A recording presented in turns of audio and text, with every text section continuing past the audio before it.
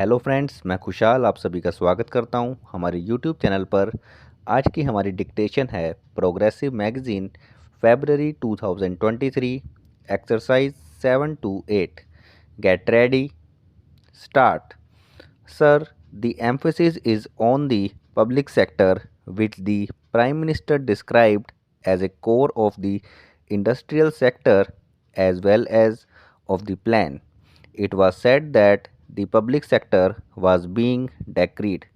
The budget speech and the policies formulated establish that the public sector is the commanding height of the economy for us.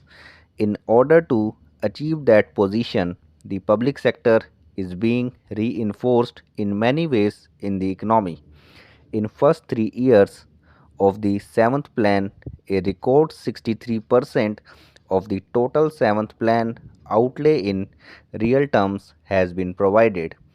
If you compare with the earlier 6th plan, it was 45%. This is in real terms and not in financial terms. This is an important aspect. This is despite the fact that there is an enormous compulsion of the increase in the non-plan expenditure.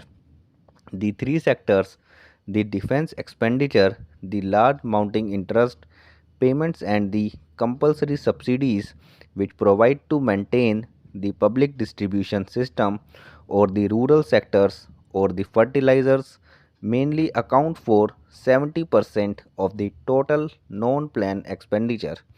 It will be 67% in the current year. It will be 70% of the total non-plan expenditure in 1997 to 98. Therefore, despite all these mounting figures, the credit goes to the sound policies of good management, fiscal management of the government, that they have been able to maintain a movement of the outlay in the public sector to 63%, which is a record at all times. In the public sector, industrial sector, the emphasis will be on modernization, accountability through better management, increasing productivity, and several other measures. The most worrying aspect of the present situation is the mounting deficit. The Prime Minister has said that he does not like it, and he has, in a very unusual manner, given a commitment to the House, to the country, that the planned deficit envisaged in the budget proposals will not be increased. Only a man of great confidence, only a man of commitment can give this. The facts are in the preceding year or in the years earlier. The budget plan deficit has increased enormously. He has gone in taking a number of measures. If I may say so, the Prime Minister has expressed a grave concern in his budget speech.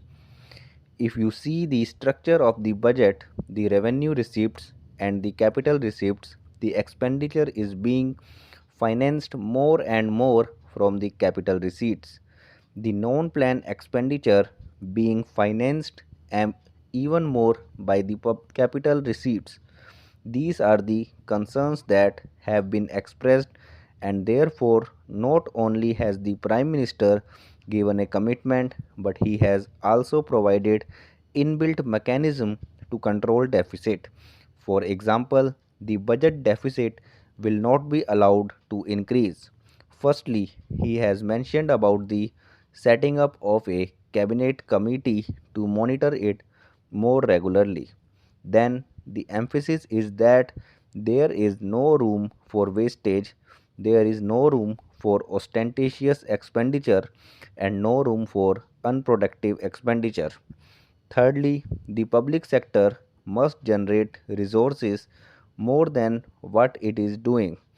Then there is the cost benefit ratio being established. Every rupee that is now spent must give maximum results. Financial outlays must match the achievement of physical targets.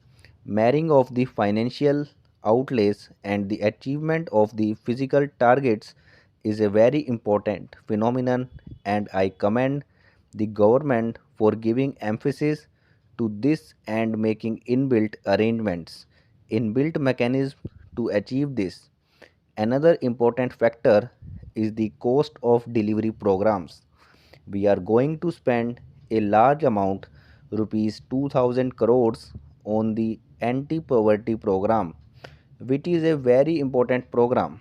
But there have been reports from the implementation ministry or the implementation machinery that the program is not being implemented in the manner it should have been and not producing the desired results.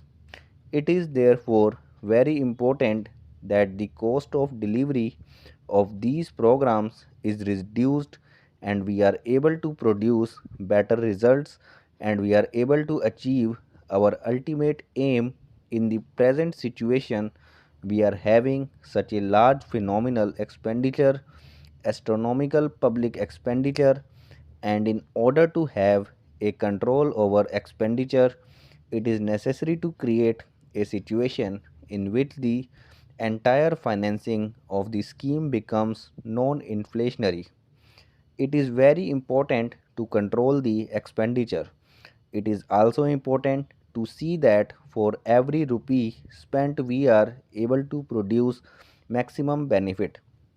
Another innovation has been the introduction of quarterly budgeting. There is a zero based budget, and the entire policy of subsidy that is being given to that it must reduce overheads. For that, it is necessary that there is a mechanism of quarterly budgeting, and that has been introduced with a purpose, and it is not that a cut in expenditure on certain items here and there is going to help. What is going to help is something else. Thanks for watching this video.